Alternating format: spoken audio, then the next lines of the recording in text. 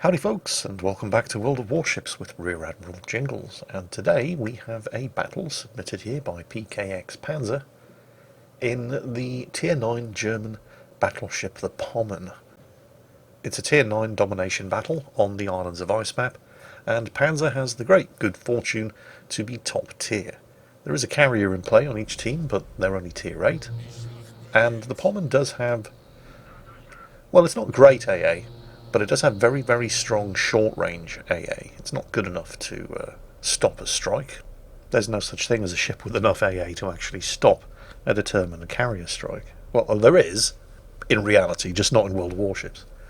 Not even the USS Des Moines with a full AA build and a AA-trained captain with the defensive fire consumable on cooldown can stop a carrier 2 tiers lower, pushing home an attack if it wants to.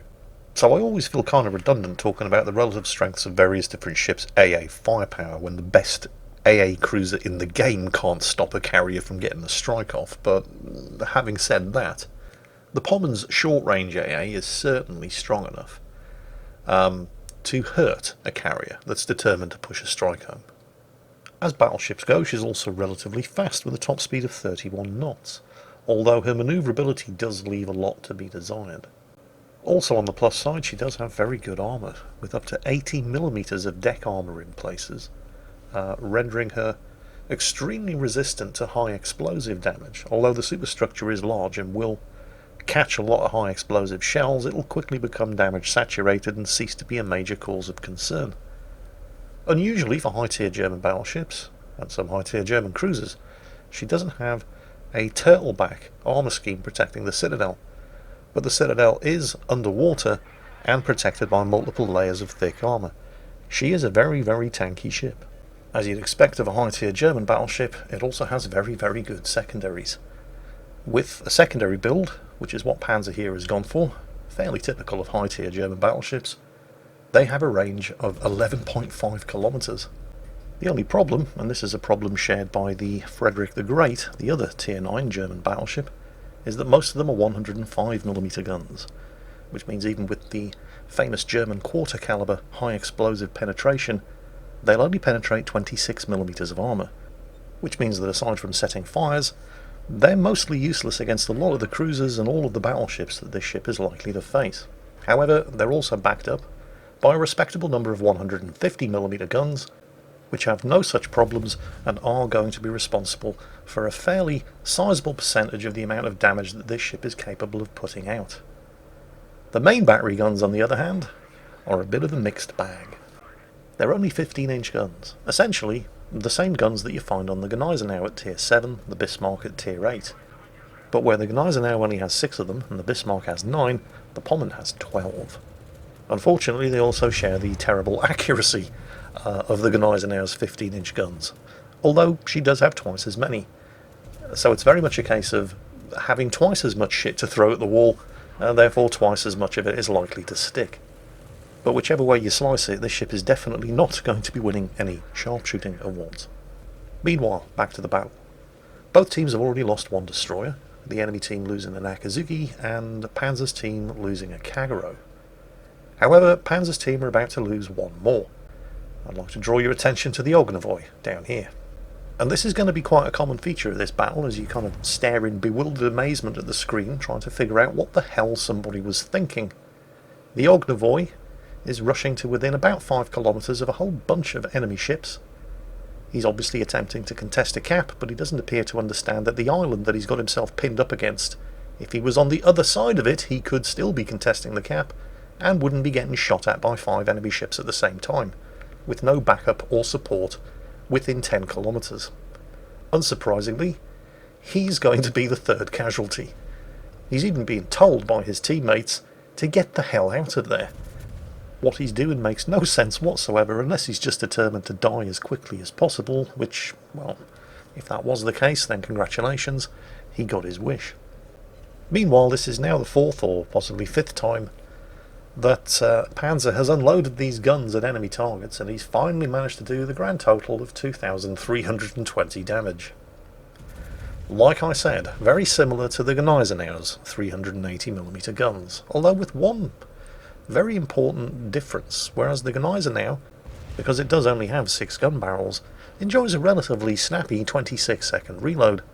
The Pommern, because it has 12 gun barrels, does not. It takes 33 seconds to reload these guns, which is kind of painful given the appallingly bad accuracy, dispersion and sigma rating of the guns enjoyed, and I use the word enjoyed in the broadest possible sense of the word, by both of these battleships. You are throwing twice as much shit at the wall in the Pommern, but that doesn't equate to twice the firepower because you're not throwing it as often. Having said all of that, however, the Pommern is not a bad ship. It's actually a very, very fun ship to play. You just have to get it in close, and that of course is the trick, isn't it? Knowing when it's the time to push in close so that you're not sailing into a devastating crossfire. And oh lordy, lordy, lordy, what on earth is that Alaska doing? I did say there was going to be a lot of this sort of thing in this battle. He's just pulled an Ognavoy. Oh dear, oh dear, oh dear. Unfortunately, Pommern's team have just lost another ship. They're down 3 kills to 1. But thanks to that, Alaska, the team are going to have an opportunity to narrow the gap a little. There go the secondaries, and there's the first kill. At a range of 10 kilometres, he just got a close quarters expert award. So the enemy team are down an Akazuki and an Alaska. But Panzer's team are down 3 destroyers, which leaves just 1 surviving destroyer on the team, and this is fantastic news for the enemy battleships in more ways than one, because that 1 surviving destroyer is a Friesland, so it doesn't have any torpedoes. Meanwhile, Panzer still desperately trying to get close enough to something that he can hit with these 15-inch shotguns, leading the team over here on the eastern flank. Enemy Odin over there coming under attack from dive bombers, and now in secondary gun battery range. And his main batteries have actually done some damage, although at that kind of range against an Odin's turtleback armour you're probably never going to do a huge amount of damage, but the secondaries are opening up and have set a fire. Now he's been forced to turn in towards the Odin here. Not too much, but just enough to ensure that his belt armour is angled against the Odin's poxy little 305mm guns. And this also has the benefit of ensuring that his bows are pointed towards the York, and more importantly, the Colorado up to the north with its 16-inch guns. The issue here, however, is that while Panzer is bravely charging into the fray, nobody else on his team appears to be doing the same. So now he's faced with something of a dilemma, because if he carries on to the north with no support like this, he's going to be sailing into an ever-expanding crossfire. So there are 2 possible ways of dealing with this. One of which would be to just tuck himself in behind that island there immediately on his right. The Colorado's 16-inch AP wouldn't be able to spank his broadside, and the York wouldn't be able to shoot at him, and he'd be able to deal with the Odin at his leisure.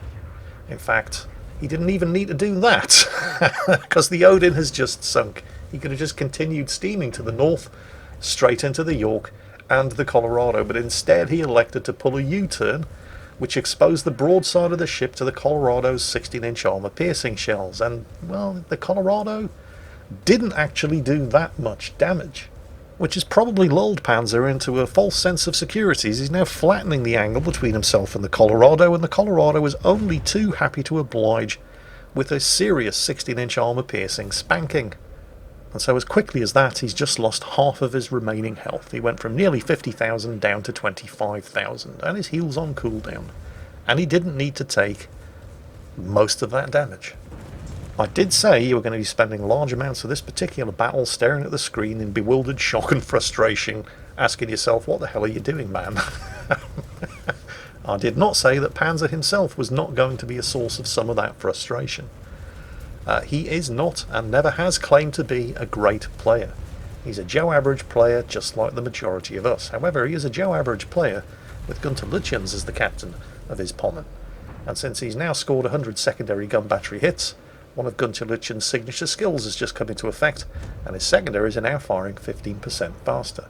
He's still getting shot at by the Colorado, and he's moved from a position where he could have just sat bows in and tanked, into a U-turn, where he was given broadside to the Colorado, and he's now moved into a position where he's now getting crossfired by the Vladivostok, and is desperately searching for a safe place to retreat to. And frankly, under the circumstances, I think this here, as he continues to get shot at by the Colorado and possibly also the York, is probably his best move.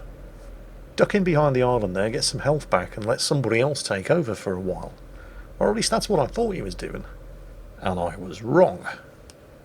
He's turning to go after the Vladivostok. On the one hand, you kind of have to admire his willingness to get stuck into the battle. As a very tough and tanky top-tier battleship, that is absolutely a commendable thing as far as the team are concerned. But the team have already demonstrated that they're not willing to follow you into danger. So under these circumstances, it might behoove you to wait the 36 seconds that it's going to take for that heel to come off cooldown.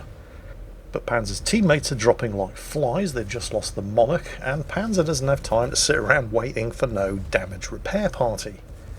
He's determined to continue to get stuck in. However, he is once again doing it by exposing broadside to pretty much everything and sailing straight into a crossfire. Now, the crossfire problem could be solved by simply slowing down and stopping next to this island. That way nobody would be able to shoot at him other than the Vladivostok, and he could bow tank the Vladivostok and also shelter from any torpedoes launched from that very, very angry looking smoke screen up ahead. So naturally that is exactly not what he does. He sails out from behind the island, exposing broadside to the Alsace and abandoning any shelter that might have been gained from the island's bulk against the torpedoes that the Yugamo over there is almost certainly about to launch in his general direction. Realising his error, and it's good that he does realise his error because many battleship captains would have simply continued lumbering obliviously on, but the turn to starboard to angle against the Alsace also means that he's managed by a massive stroke of luck to avoid the torpedoes launched by the as yet undetected destroyer lurking somewhere on his port side. But he's continuing to drive in at full speed, possibly because he's worried about any torpedoes launched by the Yugamo, a mere 8 kilometres away, who for some bizarre reason has chosen not to launch his torpedoes against Panzer. But driving in at full speed like this between two battleships is increasing the chances that he's going to start eating broadside citadels from both of them. Yet for some bizarre reason, even presented with a massive and vulnerable target like this, the Alsace seems to have decided for some bizarre reason that he had better things to shoot at, which means there's the second kill and the second close quarters expert award. That, for the moment at least, let's not forget there's a destroyer lurking out there on the port side somewhere, and leaves Panzer alone against the Vladivostok. The Vladivostok, who didn't really seem to think that Panzer was worth shooting at, even when he turned to present an almost flat broadside to him as he angled the ship in towards the Alsace. It's only now that the Vladivostok appears to even consider that Panzer is anything even resembling a threat. As he closes in on the Vladivostok, Panzer resists the temptation to swing the arse of the ship out in order to get those two rear gun turrets firing. The firing arcs on the two rear turrets are not great, and if you're in a position to get all 4 of these gun turrets trained on target, you're also in a position for that target to potentially citadel you through the side. So Panzer is resisting that temptation, and he is getting close enough, because yes, the Pommen is armed with torpedoes. They're your standard German 6-kilometre range torpedoes. He's getting close enough to get the torpedoes away, which do have very, very good firing arcs, as you can see here.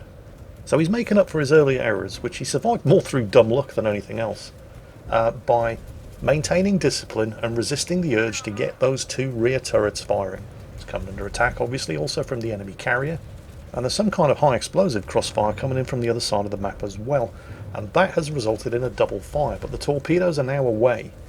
And it's here where, once again, I find myself staring at the screen in utter bewilderment, yelling, "What the hell are you doing, man?"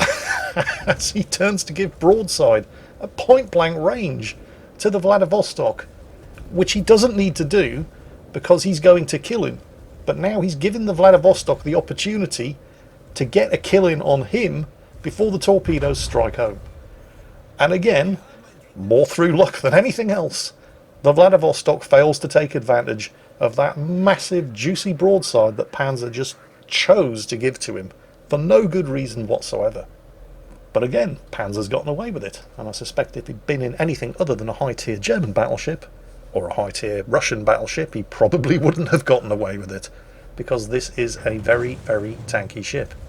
But now he's in serious trouble once again. He's on very, very low health, his heel is on cooldown, there's a York spamming him with high explosive, and the Implacable's torpedo bombers are closing in. Unfortunately for a York, this is exactly the kind of range where the Pommen's guns are actually capable of hitting something. He turns nose in towards the Implacable's torpedoes. Possibly he's going to be able to get in there close enough before they arm. Nope, he's not.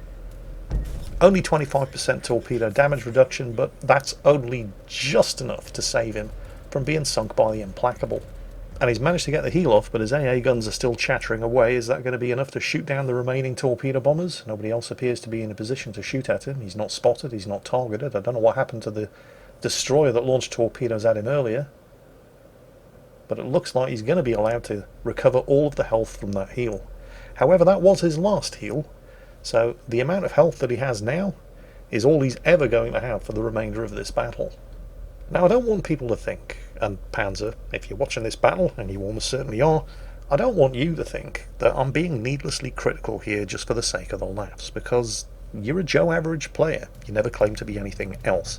And Joe Average players just trying to do the best that they can for their team, which is exactly what you've been doing here, make mistakes.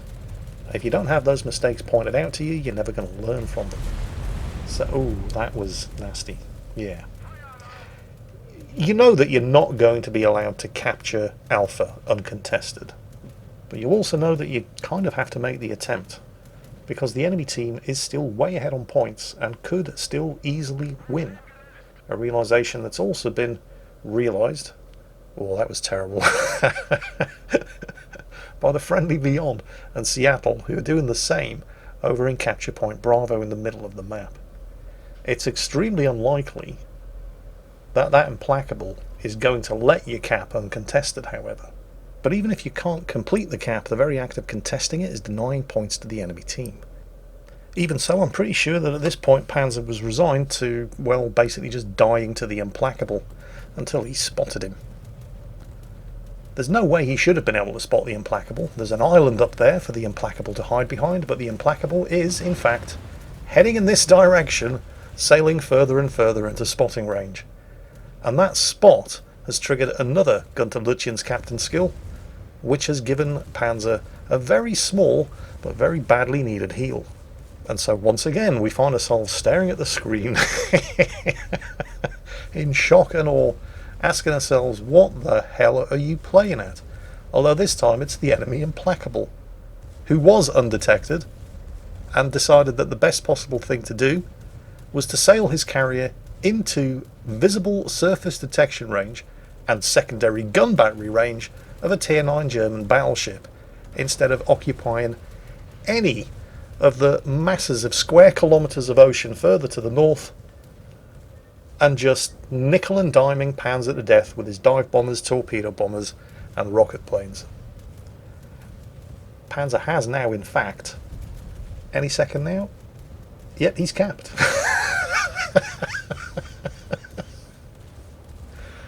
I mean, possibly the Implacable was thinking, I have to get closer to hit him with my sword. Sorry, I mean, it's possible that the Implacable was thinking, I must get closer to reduce the length of time it's going to take to recycle my attack squadrons and contest that cap successfully.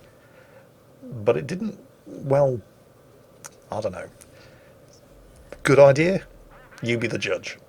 All I know is he's dead, and that is Panzer's first ever Kraken Unleashed award, which, you have to admit, makes a pretty nice addition on the mantelpiece next to the triple Close Quarters Expert, AA Defence Award, High Caliber and Confederate that he's also accumulated during the course of this battle.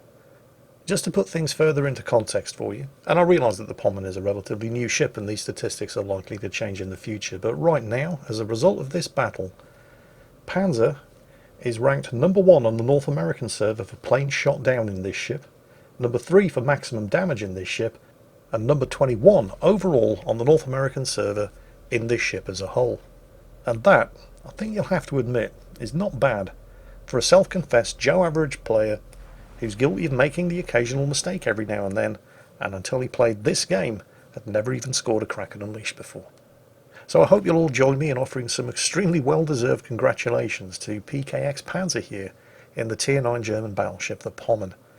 I'm sure we can also agree that it wasn't exactly a textbook display. I mean, he was mostly making the right decisions. Overall, it was just the execution that often left a lot to be desired. But the same can be said for most of the enemy team as well. And at the end of the day, they're all dead. And he's the one with the Kraken unleashed. Regardless of what you might have thought about, or what I might have thought about the mistakes that Panzer was making during the course of this battle, the enemy team were making bigger mistakes, and they were making them more often. And capitalising on that is how Joe Average players like Panzer get results like this. So congratulations, well done. I hope you all enjoyed it. Now go and clean the spit off your monitors. Because that's it for today. And as always, take care, stay safe, and I'll catch you next time.